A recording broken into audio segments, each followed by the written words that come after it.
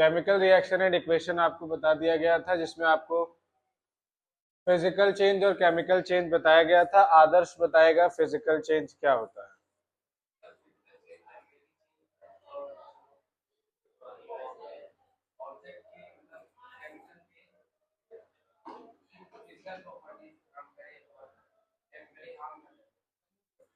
Physical change का मतलब एक ऐसा चेंज जो कि सिर्फ उसकी फिजिकल प्रॉपर्टी को अफेक्ट करेगा, केमिकल प्रॉपर्टी को या केमिकल कॉम्पोजिशन को अफेक्ट नहीं करेगा। फिजिकल चेंज आपका रिवर्सिबल चेंज है, इसे आप देख सकते हैं। जैसे आपका मेल्टिंग ऑफ आइस है, तो आइस से आपका वाटर बन रहा है या वाटर से आइस बन रहा है, तो ये रिवर्स किया जा सकता है। केमिकल चेंज आपका एक ऐसा चेंज है जिसमें उस पर्टिकुलर सब्सटेंस की केमिकल प्रॉपर्टी बदल जाती है। उस केमिकल रिएक्शन में जो नया सब्सटेंस बनेगा वो पुराने सब्सटेंस से केमिकली कंप्लीटली डिफरेंट होगा। ठीक, जैसे आपका रस्टिंग ऑफ आयरन हो गया या बर्निंग ऑफ वुड हो गया। अब आता है आपका केमिकल रिएक्शन। तो केमिकल रिएक्शन में क्या है कि एक या एक से ज्यादा सब्सटेंस रिएक्ट करते हैं और एक या एक से ज्यादा प्रोडक्ट बनाने का काम करते हैं, और जो प्रोडक्ट आपका बन रहा है उसकी प्रॉपर्टी आपका जो आपका प्रोडक्ट बना है उसकी प्रॉपर्टी रिएक्टेंट से कंप्लीटली डिफरेंट है, केमिकली वो कंप्लीटली डिफरेंट है। एग्जांपल में आपका नाइट्रोजन और हाइड्रोजन, नाइट्रोजन और हाइड्रोजन की जो प्रॉपर्टी है वो अमोनिया से अलग है, NH3 से अलग है कंप्लीटली। इसकी केमिकल प्रॉपर्टी, इसकी केमिकल प्रॉपर्टी, इसकी केमिकल प्रॉपर्टी से कंप्लीटली डिफरेंट है। बात समझ में आई? इसीलिए इसको केमिकल रिएक्शन बोला गया है। अब आप NH3 से आप N2 और 3H2 नहीं बना सकते हैं क्योंकि ये इरिवर्सिबल रिएक्शन है। केमिकल रिएक्शन के दो कंपोनेंट आपको देखने को मिलते हैं, रिएक्टेंट और प्रोडक्ट। रिएक्टेंट क्या है? तो एक या एक से ज्यादा सब्सटेंस जो कि केमिकल रिएक्शन को स्टार्ट करने के लिए रिस्पॉन्सिबल है, स्टार्टिंग मटेरियल जो कि केमिकल रिएक्शन में पार्टिसिपेट करेगा। अब जो स्टार्टिंग मटेरियल है ये आपका हमेशा लेफ्ट साइड में रहता है। इसके बाद आता है आपका प्रोडक्ट। प्रोडक्ट क्या है? वो नया सब्सटेंस जो कि एक या एक से ज्यादा मटेरियल को रिएक्ट करके प्रोड्यूस किया गया है। ठीक, new substance form during chemical reaction, और ये आपका हमेशा राइट साइड में होता है। बहुत बेसिक सा है, कोई दिक्कत? एग्जाम्पल आपको दे दिया है N2 + 3H2, ये बैलेंस्ड केमिकल रिएक्शन है। आप नॉर्मली नाइट्रोजन हाइड्रोजन लिख के NH3 लगा सकते हैं, बाद में आप उसको बैलेंस करिए। यहां तक किसी का कोई डाउट है तो पूछ ले। टोटल आपके पास 5 मेन कैरेक्टरिस्टिक्स हैं, 5 खूबियां हैं आपके पास, या 5 विशेषताएं आप बोल सकते हैं केमिकल रिएक्शन की। 3 आपको दी गई हैं, 2 आपको बता दी जाएंगी। पहला है चेंज इन स्टेट। जब भी आप केमिकल रिएक्शन परफॉर्म करते हैं तो हो सकता है कि सॉलिड लिक्विड में कन्वर्ट हो जाए, गैस में कन्वर्ट हो जाए या एक्वस में कन्वर्ट हो जाए। आपके पास टोटल 3-4 स्टेट में देखने को चीजें मिलती हैं। पहला आपको मिलेगा सॉलिड, आपको पता है। लिक्विड आपको पता है। फिर आपको गैस पता है, लेकिन एक एक्वस होता है। सॉलिड S से डिनोट किया गया, लिक्विड L से, ये गैस से और ये AQ से। हाँ, एक्वस का मतलब होता है सॉलिड और लिक्विड का mixture. Semi solid, semi solid, semi solid, semi solid. Solid के अंदर मॉइस्चर प्रेजेंस है तो उसे आप एक्वस बोल देंगे। पानी, वाटर अवेलेबल है तो आप उसे एक्वस बोलेंगे। बात समझ में आई? एग्जाम्पल आपका है ना, ये सारा ही तो एक्वस है। नमक है, सिर्फ नमक है इस समय, अभी गर्मी है, सॉलिड फॉर्म में है। बारिश के टाइम पे देखते हो उसमें मॉइस्चर आ जाता है, वो एक्वस में चला गया। तो आपका बर्निंग ऑफ वैक्स, स्टेट का चेंज हो रहा है, तो आपका वैक्स है, कैंडल वैक्स है। ठीक, वैक्स कैंडल है, ये आपका सॉलिड फॉर्म में है। जब आप इसको जलाते हैं तो ये आपका गैसियस कार्बन डाइऑक्साइड और वाटर वेपर रिलीज करता है। तो सॉलिड स्टेट से ये गैसियस स्टेट में ट्रांसफर हुआ, तो मतलब चेंज इन स्टेट हुआ। बात समझ में आई? दूसरा है मैग्नीशियम, सॉलिड है। ऑक्सीजन गैस है, लेकिन बना क्या? मैग्नीशियम ऑक्साइड सॉलिड में। तो क्या ये गैसियस फॉर्म सॉलिड में कन्वर्ट हुआ? तो change in state. Chemical reaction में आपको स्टेट चेंज होता दिखाई देता है, कोई दिक्कत? अगला है आपका चेंज इन टेम्परेचर। जब भी केमिकल रिएक्शन परफॉर्म किया जाता है तो या तो वो एक्सोथर्मिक होगा या तो वो एंडोथर्मिक होगा। एक्सोथर्मिक में हीट एनर्जी रिलीज होगी और एंडोथर्मिक में हीट एनर्जी एब्जॉर्ब होगी। तो जब हीट एनर्जी रिलीज होगी तो टेम्परेचर बढ़ेगा, हीट एनर्जी एब्जॉर्ब होगी तो टेम्परेचर घटेगा। तो चेंज इन टेम्परेचर आपको देखने को मिलेगा। आपके एनसीईआरटी में एग्जांपल दिया है मैग्नीशियम रिबन। एक रिबन जो कि मैग्नीशियम की बनी हुई है, उसे आप जलाते हैं प्रेजेंस ऑफ एयर या ऑक्सीजन। ऑक्सीजन के प्रेजेंस में जब आप उसको जलाएंगे तो वो आपको डेजलिंग व्हाइट फ्लेम प्रोड्यूस करती हुई दिखाई देगी। डेजलिंग व्हाइट फ्लेम मतलब आप ऐसे समझिए कि आप किसी चीज को जला रहे हैं, मैग्नीशियम रिबन को जला रहे हैं तो सफेद धुआं निकल रहा है। जनरली धुआं काला निकलता है, लेकिन सफेद धुआं निकल रहा है, तो आपका डेजलिंग व्हाइट फ्लेम। और ये जो डेजलिंग व्हाइट फ्लेम है, ये एक पाउडरी सब्सटेंस प्रोड्यूस करता है जिसे आप मैग्नीशियम ऑक्साइड बोलते हैं। इस केमिकल रिएक्शन में हीट एनर्जी रिलीज होती है, जिस वजह से इसका टेम्परेचर इंक्रीज हो जाता है। आपके पास केमिकल रिएक्शन पड़ा हुआ है, तो मैग्नीशियम रिबन थी जिसको आपने ऑक्सीजन के प्रेजेंस में जलाया और मैग्नीशियम ऑक्साइड आपका प्रोड्यूस हुआ, साथ में हीट एनर्जी रिलीज हुई है। अगर हीट एनर्जी प्रोडक्ट के साइड है मतलब हीट एनर्जी रिलीज हुई है, और हीट एनर्जी रिलीज होगी तो टेम्परेचर बढ़ेगा। कोई दिक्कत? अगला है आपका change in colour. Change in colour, जब भी आप केमिकल रिएक्शन करते हैं तो उसमें आपको कलर चेंज होता हुआ दिखाई देता है। आपने सॉल्यूशन ऑफ पोटेशियम आयोडाइड लिया जिसका कोई भी कलर नहीं है, फिर आपने लेड नाइट्राइट लिया, ये भी कलरलेस है। लेकिन जब आप पोटेशियम आयोडाइड और लेड नाइट्राइट को मिलाते हैं तो आपको येलो कलर का एक प्रेसिपिटेट बनता हुआ दिखाई देता है, जो कि लेड आयोडाइड है। ठीक है, आपके पास लेड नाइट्राइट का केमिकल रिएक्शन हो गया PbNO3 होल ट्वाइस, आपका पोटेशियम आयोडाइड 2KY। ये दोनों ही एक्वा सॉल्यूशन में है, सेमी सॉलिड है, लिक्विड फॉर्म में है। अब आपका रिएक्शन करता है, लेड आयोडाइड बनाता है जो कि सॉलिड सब्सटेंस बन रहा है। देखिए, प्रेसिपिटेट का मतलब है कोई चीज केमिकल रिएक्शन करने के बाद सॉलिडिफाई होकर अलग हो जा रही है। तो इसमें आपको ये चमकती हुई चीज दिखाई देगी जिसको आप लेड आयोडाइड बोलते हैं, जो कि आपका येलो कलर का प्रेसिपिटेट प्रोड्यूस हुआ है। और बाद में पोटेशियम नाइट्रेट आपको दिखता है जो कि एक्वा सॉल्यूशन में है। बात समझ में आई? आपने दो कलरलेस लिक्विड को मिलाया और आपको कुछ एक येलो कलर का प्रेसिपिटेट बनता हुआ दिखा, लिक्विड में कलर आ गया, मतलब कलर का चेंज हुआ है। या आपने ऐसा सुना होगा कि दो अलग अलग कलर के सब्सटेंस आप मिलाते हैं और थर्ड कलर का सब्सटेंस प्रोड्यूस हो जाता है केमिकल रिएक्शन होके, तो वो भी आपका चेंज इन कलर है। बात समझ में आई? एक चीज ध्यान दीजिएगा, एग्जाम्पल ध्यान रहे। रीजन ये है कि जैसे ये दिया गया है, ये आपका बैलेंसिंग में आ सकता है। बोर्ड के एग्जाम में आपका बोल देगा balance the following chemical equation, तो बैलेंसिंग में सिखा दूंगा, आप बैलेंसिंग कर ले जाएंगे। दूसरा आ सकता है कि क्वेश्चन में बोल देगा कि ऐसा कुछ दे देगा, मान लो ये गायब कर देगा। ठीक है, अब बोल देगा यहाँ पे क्या बनेगा, ए डाल देगा, बोलेगा यहाँ क्या प्रोड्यूस होगा। ए डाल दिया तो क्या प्रोड्यूस होगा, तो कैसे पता चलेगा? आपको पता चलेगा, ध्यान दीजिए, PbNO3 है और 2KI है, पोटेशियम यहाँ पे आ गया है, तो पोटेशियम यहाँ पे आ गया है, नाइट्राइट आ गया है, नाइट्रेट आ गया है, बचा क्या है, Pb और I, लेड ऑक्साइड। तो आप बैलेंस कर देना, आ गया, क्या बनेगा, बैलेंस्ड नहीं रहेगा तो बैलेंस करोगे, आपको बैलेंस ही सिखाई गई थी 9th में। हाँ, बैलेंसिंग सिखाएंगे, इसमें अगला टॉपिक बैलेंसिंग ही है, बैलेंसिंग सिखाएंगे।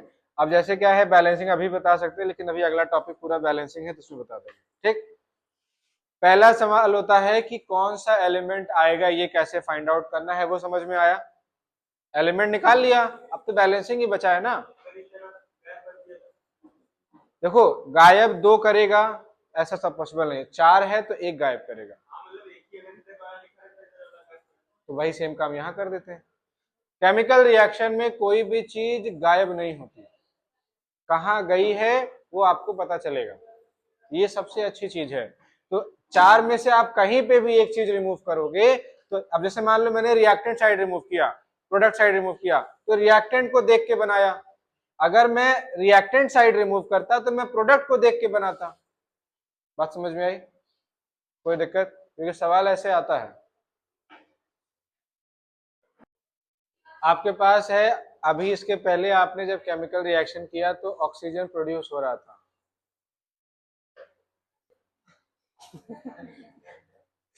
ठीक है, तो केमिकल रिएक्शन में आपका गैस प्रोड्यूस होता है, इसी को बोलते हैं इवोल्यूशन ऑफ गैसेस। जैसे आपका जिंक है और हाइड्रोक्लोरिक एसिड है।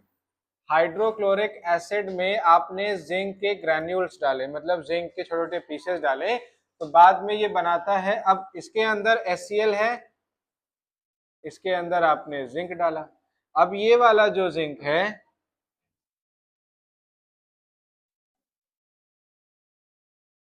ये वाला जो जिंक है, ये क्लोरीन से रिएक्ट करके आपका जिंक क्लोराइड बना देगा। बच क्या गया?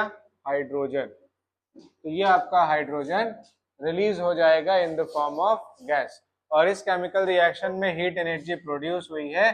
तो पहला है कि हाइड्रोजन रिलीज हो रहा है तो इवोल्यूशन ऑफ गैस हो गया। दूसरा, हीट एनर्जी रिलीज हो रहा है तो इस पर्टिकुलर केमिकल रिएक्शन का टेम्परेचर बढ़ेगा, मतलब इस पर्टिकुलर ग्लास का टेम्परेचर बढ़ेगा अगर आप थर्मामीटर डाल के इस लिक्विड का टेम्परेचर मेजर करते हैं तो। समझ में आया? सबसे अच्छा रिएक्शन अगर आपको देखना है कि केमिकल रिएक्शन में हीट एनर्जी प्रोड्यूस हो रही है, तो आपको देखने का एक मात्र तरीका है, आप डिटर्जेंट पाउडर लीजिए, अपने हाथ में ऐसे पूरा अच्छे से रखिए, उसके बाद मुट्ठी बांध के उसको पानी में डाल दीजिए। जब वाटर डिटर्जेंट पाउडर से रिएक्ट करेगा तो आपको हीट एनर्जी महसूस होगी कि हाँ, हाथ गर्म हो रहा है। दूसरा, इवोल्यूशन ऑफ गैसेस आपको देखना है तो आप तीनों ग्लास में डालिए, बबल्स आपको निकलते हुए दिखाई देंगे, वो भी केमिकल रिएक्शन की वजह से ही है, गैस प्रोड्यूस हो रही है। बात समझ में आया? अगला है आपका फॉर्मेशन ऑफ पर्सिपिटेट। पर्सिपिटेट क्या होता है? तो बेसिकली जब भी आप लिक्विड को रिएक्शन कराते हैं, इस वाले केमिकल रिएक्शन में हमने दो लिक्विड को रिएक्ट कराया था, ठीक, एक्वस है, एक्वस है, दोनों लिक्विड को रिएक्ट कराया तो हमें क्या मिला? व्हाइट पर्सिपिटेट मिला, पोटेशियम आयोडाइड। तो आपका पर्सिपिटेट क्या है कि जब आप दो लिक्विड को आपस में रिएक्ट करते हैं तो इनसॉल्युबल सॉलिड प्रोड्यूस होता है, एक ऐसा सॉलिड जो कि वाटर में डिसॉल्व ही नहीं हो सकता, उसी को आप पर्सिपिटेट बोलते हैं। बस समझ में आई? तो फॉर्मेशन ऑफ पर्सिपिटेट क्या है? तो एक केमिकल रिएक्शन किया गया है, यहाँ पे व्हाइट पर्सिपिटेट बन रहा है, पिछले वाले में येलो पर्सिपिटेट बन रहा था, आपने रिएक्टेंट बदला तो प्रोडक्ट आपका ऑटोमेटिकली चेंज हो गया। तो आपने क्या लिया कि बैरियम सल्फेट लिया और उसको आपने सल्फ्यूरिक एसिड से रिएक्ट कराया तो आपको बैरियम क्लोराइड मिला। यहाँ पे भी अगर आप ध्यान देंगे, Ba और Cl2 दो चीजें हैं, H2 और SO4 दो चीजें हैं। बैरियम क्लोराइड और बैरियम क्लोराइड और सोडियम सल्फेट, आप ये क्या, सल्फ्यूरिक एसिड, बैरियम क्लोराइड और सल्फ्यूरिक एसिड को आपने रिएक्ट कराया तो यहाँ से इसका बैरियम और यहाँ से इसका सल्फ्यूरिक एसिड, मतलब इसका फर्स्ट पार्ट इसका लास्ट पार्ट रिएक्ट करके बैरियम सल्फेट बना देता है। और इसका आपका क्लोराइड और इसका आपका हाइड्रोजन, ये आपको HCl प्रोड्यूस कर दे रहा है।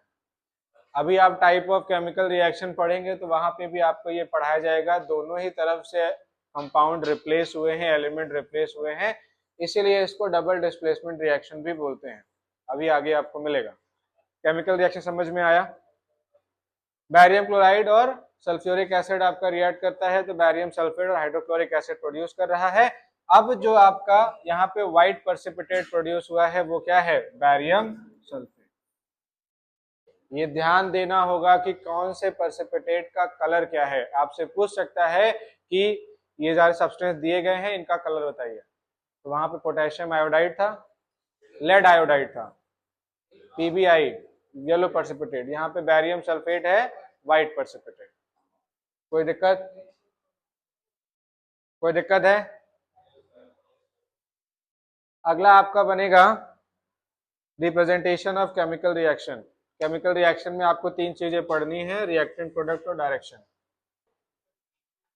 रिप्रेजेंटेशन ऑफ केमिकल रिएक्शन, चार तरीके से आप अपने केमिकल रिएक्शन को रिप्रेजेंट कर सकते हैं।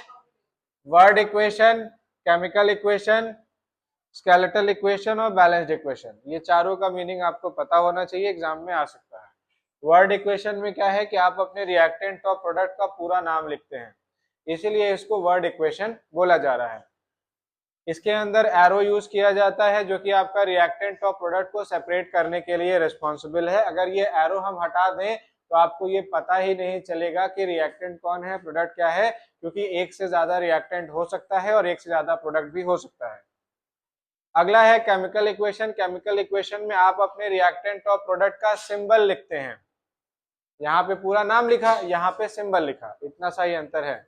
इसके बाद आता है स्केलेटल इक्वेशन। स्केलेटल इक्वेशन में क्या किया कि आपने रिएक्टेंट और प्रोडक्ट का सिंबल लिखा है लेकिन वो बैलेंस्ड नहीं है। बैलेंस्ड नहीं है का मतलब है कि रिएक्टेंट साइड में जो नंबर ऑफ एटम है वो प्रोडक्ट साइड से कम या ज्यादा है। अगर नंबर ऑफ एटम आपके सेम नहीं है तो आपका रिएक्शन बैलेंस नहीं है, और जो अनबैलेंस्ड रिएक्शन है उसी को आप स्केलेटल केमिकल इक्वेशन बोलते हैं। कोई दिक्कत? इसके बाद बैलेंस्ड केमिकल इक्वेशन है तो आपका क्या है, इक्वल नंबर ऑफ एटम आपका रिएक्टेंट साइड में और प्रोडक्ट साइड में अवेलेबल है, इसलिए आप उसको बैलेंस्ड केमिकल इक्वेशन बोल रहे हैं। Balanced chemical equation law of conservation of mass को फॉलो करता है।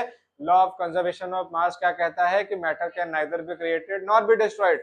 एक केमिकल रिएक्शन में जितना एटम आपने रिएक्टेंट का लिया है प्रोडक्ट में भी उतना ही बनेगा, भले वो कंपाउंड अलग अलग बनाए पर टोटलिंग उसकी सिमिलर आएगी, सेम आएगी। बात समझ में आया? ये जो कॉन्सेप्ट है इसी पे आपका पूरा balance the following chemical equation काम करता है, जो आपके क्वेश्चन आते हैं बोर्ड में। सेकंड वाले में आपने रिएक्टेंट और प्रोडक्ट का नाम न लिख के उनका सिंबल लिखा है। जैसे यहाँ मैंने नाम लिखा है मैग्नीशियम, ऑक्सीजन, तो ये हो गया वर्ड इक्वेशन। हमने सिर्फ Mg लिखा तो मैग्नीशियम का सिंबल हो गया ना।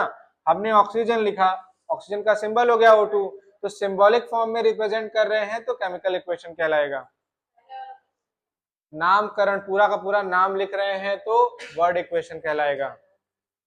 शॉर्ट फॉर्म लिख रहे हैं, सिंबल लिख रहे हैं तो आपका केमिकल इक्वेशन कहलाएगा। कोई दिक्कत? ठीक है। अभी आपका है बैलेंसिंग ऑफ केमिकल इक्वेशन। आपको ये केमिकल रिएक्शन दिया गया है, सवाल सिर्फ आदित्य से है, कोई नहीं बोलेगा। मैंने आपको 4 तरह का केमिकल इक्वेशन बताया था, ये जो इक्वेशन मैंने लिखा है ये उनमें से कौन से टाइप का है? 1 मिनट नहीं, आप 1.5 मिनट। क्या केमिकल है?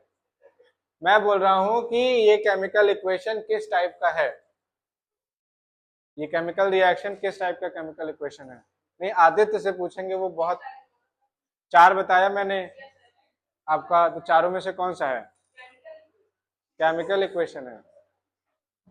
चारों एक बार पढ़ो।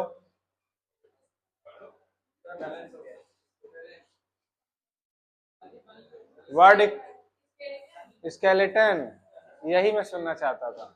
स्केलेटन क्यों है? पूरा नाम नहीं लिखा है, वाह, फिर से पढ़ो। बैलेंस्ड है, बैलेंस्ड नहीं है, बोले ना अभी, अब इसमें मजा आएगा। तो बेसिकली आपको सबसे आसान तरीका होता है, देखिए कुछ लोगों का क्या है कि रैंडमली कर लेते हैं, कुछ इक्वेशन आपके रैंडमली हो सकते हैं, लेकिन जो प्रोसेस आपको ध्यान देना है वो ये है, जो प्रोसेस मैं सिखा रहा हूं अगर ये आप समझ जाते हैं तो आपको कोई भी इक्वेशन दे दी जाए आप आसानी से कर सकते हैं। सबसे पहले आपका जो रिएक्टेंट साइड है उसके एलिमेंट का नाम लिख लीजिए, फिर आपका जो प्रोडक्ट साइड के हैं वही सेम एलिमेंट आएंगे, कुछ खास अंतर आएगा नहीं। अब आपको जो क्वेश्चन में दिया गया है एलिमेंट का एटम वो लिखिए। Fe का कुछ भी नहीं लगा है, मतलब 1 एटम है। हाइड्रोजन का 2 एटम है, ऑक्सीजन का 1, इधर Fe का 3, ऑक्सीजन का और हाइड्रोजन का 2। क्या Fe बराबर है? नहीं है। अब हमें बराबर करना पड़ेगा। कैसे करेंगे? अगर हम Fe में 3 से मल्टीप्लाई कर दे तो क्या ये 3 हो जाएगा? यहाँ 3 कर दिया। अब हमारे पास हाइड्रोजन 2 है, हाइड्रोजन 2 है लेकिन ऑक्सीजन 1, ऑक्सीजन 4 है।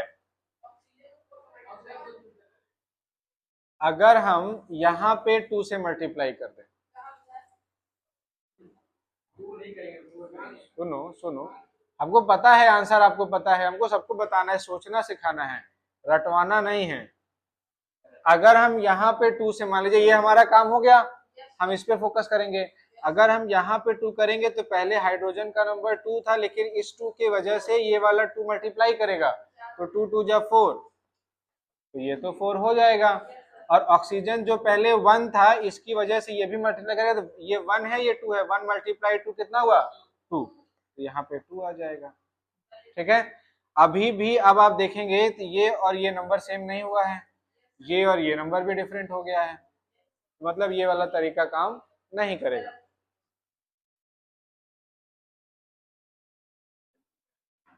ठीक, अब क्या करें, तो हमारे पास ऑक्सीजन 4 है, तो पहले हम ऑक्सीजन पे फोकस करते हैं। ऑक्सीजन 4 है, यहां हम 4 से मल्टीप्लाई करते हैं। जब हम यहाँ 4 से करेंगे तो ये आपका इसके साथ मल्टीप्लाई हो जाएगा, तो 8 आ जाएगा। ये आपका 4 1 था, 1 से 4 हुआ तो 4 हो गया। या आप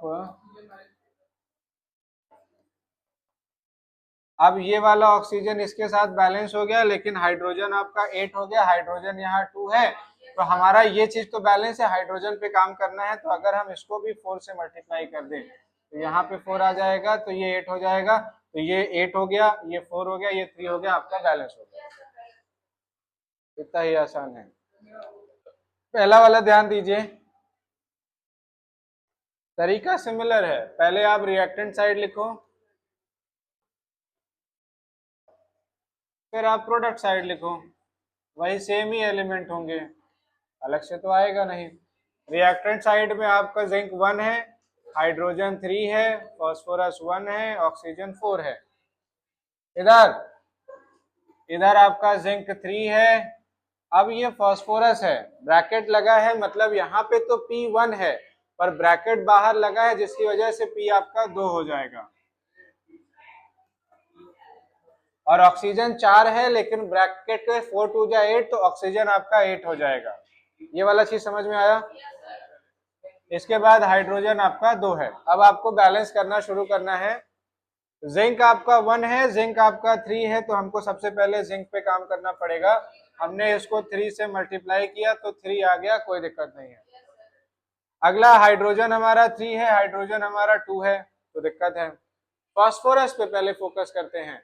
फास्फोरस 1 है, फास्फोरस 2 है, तो अगर हम इसको 2 से मल्टीप्लाई करेंगे तो ये 2 हो जाएगा, और जो ये 2 से मल्टीप्लाई किया है, ये 2 यहाँ लिखना है, हम और कहीं लिख ही नहीं सकते हैं। और जैसे ही हमने 2 यहाँ पे लिखा, जो हाइड्रोजन हमारा 3 था वो हो जाएगा कितना 6, क्योंकि 3 2 जा 6। जो ऑक्सीजन हमारा 4 था वो कितना हो जाएगा 8, तो ये हमारा 8। अब हाँ पीओ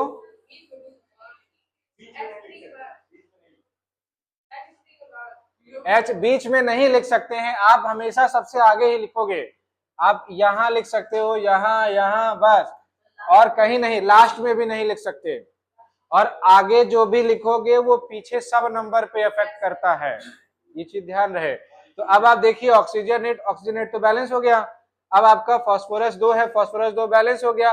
हाइड्रोजन 6 है, हाइड्रोजन 2 है, तो हाइड्रोजन तो अलग से है, कोई दिक्कत ही नहीं, 3 से मल्टीप्लाई करो, 3 यहाँ लगा दो, इक्वेशन बैलेंस हो गया।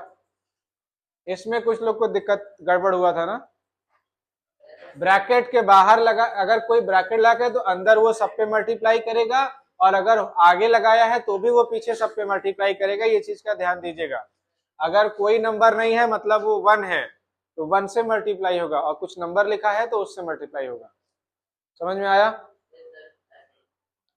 हाँ, ये वाला हो गया था, ये वाला सबका हो गया है, किसका नहीं हुआ है। ठीक है, ध्यान दीजिए, वही same process, sodium, oxygen, hydrogen, sulphur.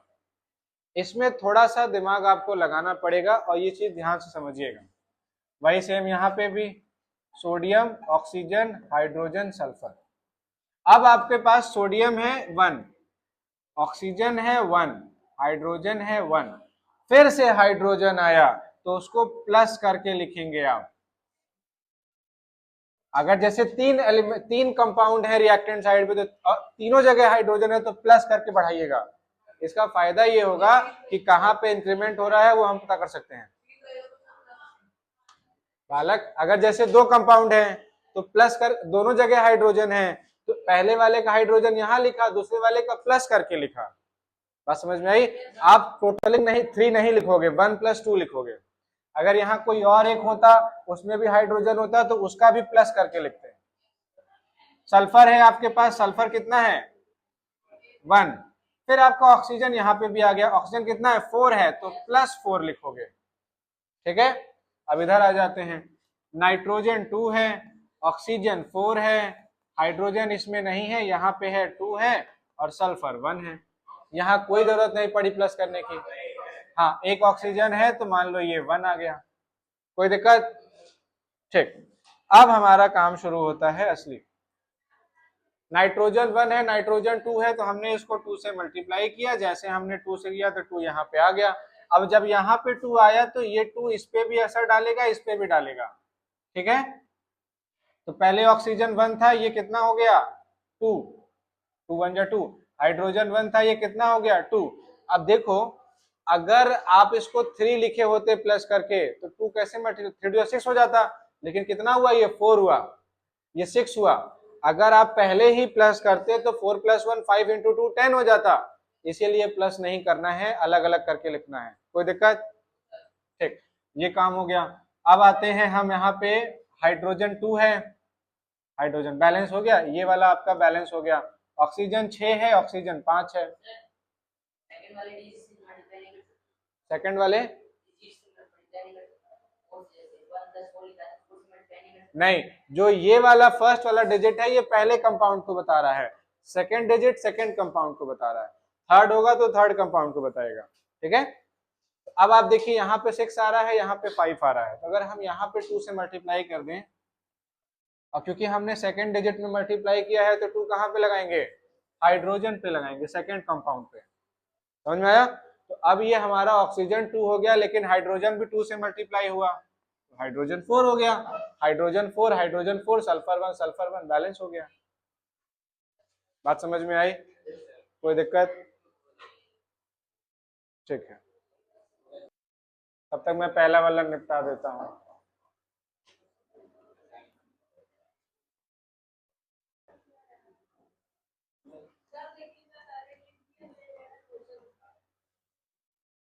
कौन? टेस्ट में अगर किसी ने ऐसे नहीं किया है तो मैं पूरा काट दूंगा, पता चले ना कि प्रोसेस हुआ है। नहीं लिख सकते हैं, ऐसे ही लिखेंगे।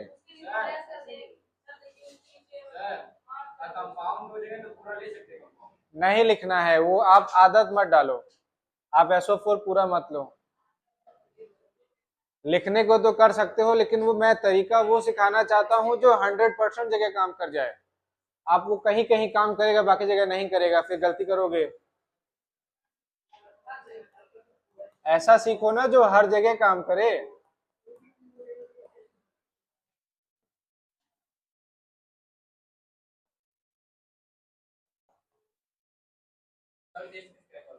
इधर बरेलियम आपका 1 है, ये बैलेंस्ड है। क्लोरीन आपका 2 है, क्लोरीन आपका 1 है, तो क्लोरीन को 2 हमने किया।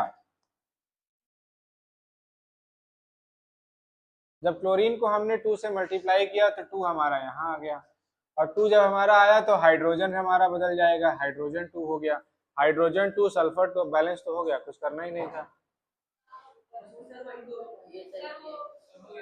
हो गया, कुछ करना ही नहीं था इसमें। चलो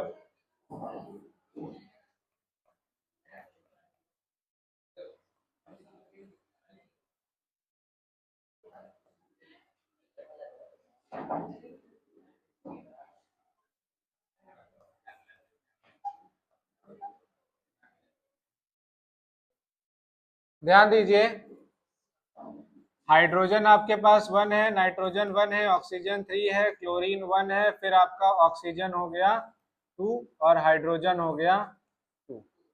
ठीक है, इधर आ जाते हैं, हाइड्रोजन 2 है, नाइट्रोजन 2 है, ऑक्सीजन 6 है, क्लोरीन 1 है, +1। कोई दिक्कत?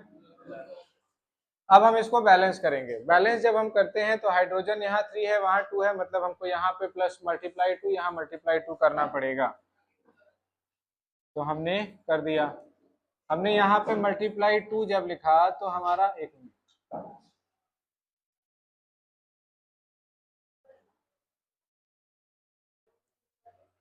यहाँ पे हमने मल्टीप्लाई 2 लिखा तो 2 यहाँ पे आ जाएगा, तो हाइड्रोजन तो 4, ऑक्सीजन जो हमारा पहले कितना था, 1 था, ये हमारा 2 हो जाएगा।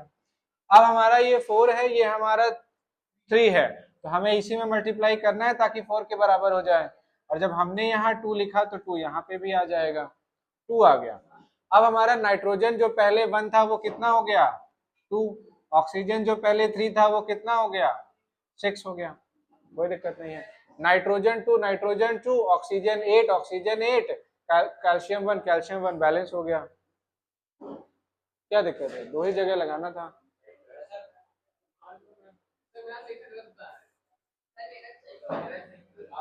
ज्यादा दिमाग नहीं लगाना है, कम दिमाग में हो जाएगा।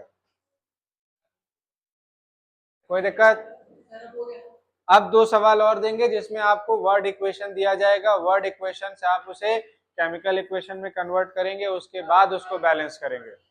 इधर शांत, पूरा बताएं जैसे बनाते हैं। जैसे मान लो कैल्शियम है, फॉर्मूला बना के दिखा दीजिए। कैल्शियम है और ये आपका ऑक्साइड है OH। कैल्शियम की वैलेंसी 2 है, OH की वैलेंसी 1 है, क्रॉस मल्टीप्लाई करोगे CaOH होल ट्वाइस। समझ में आया? आपको आना चाहिए। जब आप प्रैक्टिस करोगे ना तो आपको ऑटोमेटिकली याद हो जाए calcium hydroxide CaOH whole twice होता है।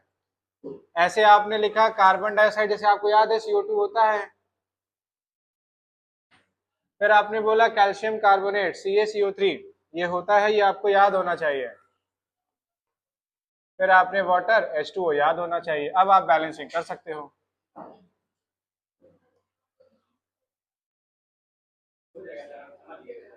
कैल्शियम है, ऑक्सीजन है, हाइड्रोजन है, कार्बन है,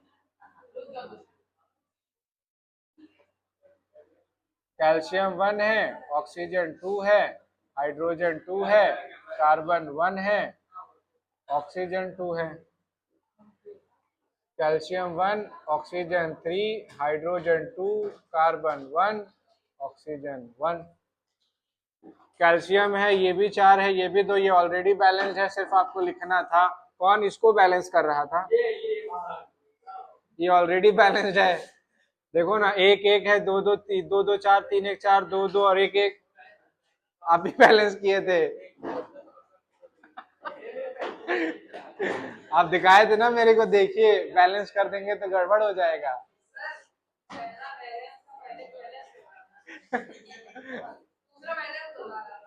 अब वो सारा बैलेंस बताएगा। समझ में आया? एक बात आपको मैं बता दूं, जो क्वेश्चन वर्ड इक्वेशन में आएगा 90% चांसेस है कि वो बैलेंस्ड मिलेगा। कंडीशन सिर्फ एक ये है कि अगर आप उसकी वैलेंसी सही से लिख के उसको कर पाते हैं तो, लेकिन जरूरी नहीं है कि बैलेंस मिले। जरूरी नहीं है, एग्जाम में ऐसा बैलेंस वाला देगा ही नहीं ना। ये हो गया है, ठीक है।